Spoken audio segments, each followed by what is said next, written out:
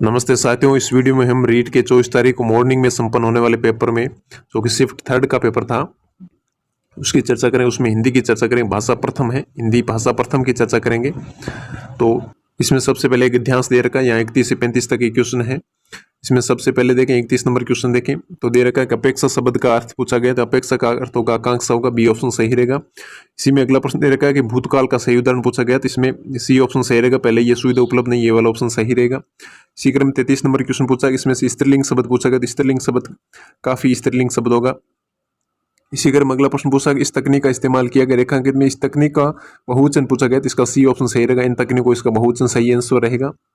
इसी क्रम अगर अगले प्रश्न की बात करें तो इसमें पूछा गया कि हिंदी में शब्द का हिंदी मानक रूप पूछा, किस शब्द का हिंदी मानक रूप है, तो इसमें संभव आंसर सही रहेगा, बी ऑप्शन सही रहेगा, संभव होगा जिसका हिंदी मानक रूप है। इसी क्रम अगला प्रश्न दे रखा है कि सावन का हिंदी शुद्ध रूप क्या है, तो इसका डी ऑप्शन सही रहेगा, श्रावण होगा। अगला प्रश्न दे रखा है 37 नंबर की तुम दौड़ कर चलते हो में रेखांकित पद बंद का उदाहरण पूछा, यहाँ तुम का उदाहरण पूछा, तुम सर्वनाम है तो ये सर्वनाम होगा। इसी तरह ठीक न्याय करने का अर्थ प्रकट करने वाले मुहावरे का अर्थ पूछा है, तो इसमें बी ऑप्शन सही रहेगा, दूध का दूध और पानी का पानी करना मुहावरे का अर्थ होता है ठीक न्याय करना। इसी तरह आगे एक लोकोक्ति दे रखी है कि घरेलू शत्रु प्रबल होता है, तो इसका कौन सी लोकोक्ति ये अर्थ है, तो इसमें घर का बेदी लंका डाय, ये ऑप्शन सही रहेगा।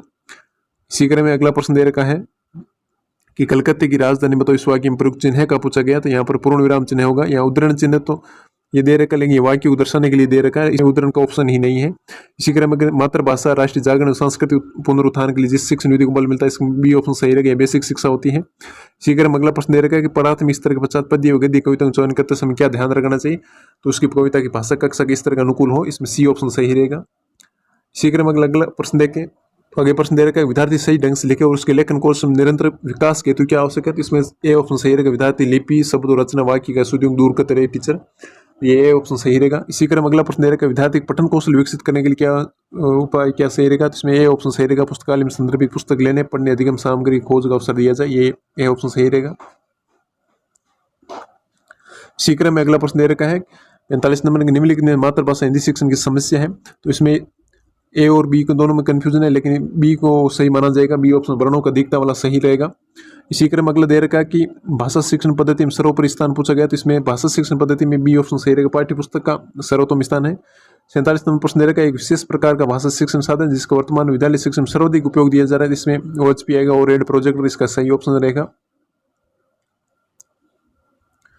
इसी क्रम अगली बात करें अगला प्रश्न दे रखा है भाषा शिक्षण विद्यार्थियों द्वारा भाषा ज्ञान और कौशलता तो उनकी रुचि और अभिवृत्तियों में मिलना में कितना विकास हुआ है, इसकी सापेक्षिक जानकारी प्राप्त करने कौन से दो कार्य किए जाते हैं, इसमें डी ऑप्शन सही रहेगा, मापन तथा मापन के द्वारा प्राप्त मानव मापों की व्याख्या, इसमें डी ऑप्शन सही रहेगा। इसी क्रम अगला प्रश्न दे रहा है भाषा शिक्षण के क्षेत्र में मापन की सर्वाधिक प्रयोग ली जाने विधि का नाम पूछा गया, इसमें बी ऑप्शन परीक्षा विधि होगी।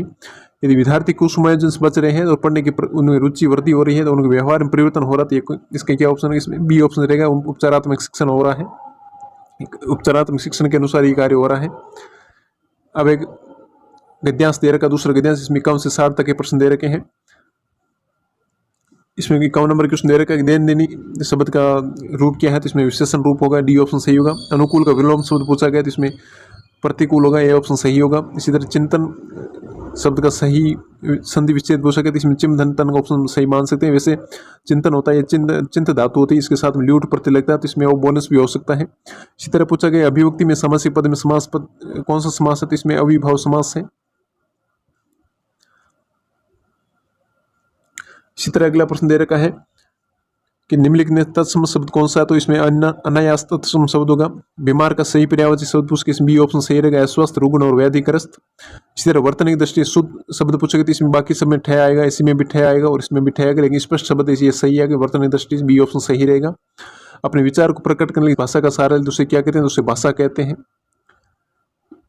इस तरह अगला प्रश्न दे रखा है निम्न में से एकार्थिक शब्द नहीं है, तो इसमें 7 होगा, एकार्थिक शब्द नहीं, इसके ये ऑप्शन सही रहेगा। अगला प्रश्न दे रखा है बीमारी के समय हमारे मुंह से हे राम की ध्वनि मुख होती है, इसमें ओ माँ निकल पड़ता है, तो रेखांकित शब्द है, तो इसमें यह रेखांकित शब्द यह अवयव है। इस तरह हमने शिफ्ट थर्ड के 30 हिंदी के 30 प्रश्नों का अध्ययन किया। आपके 30 में से कितने प्रश्न सही हो रहे कमेंट करके जरूर बताइएगा। Thank you.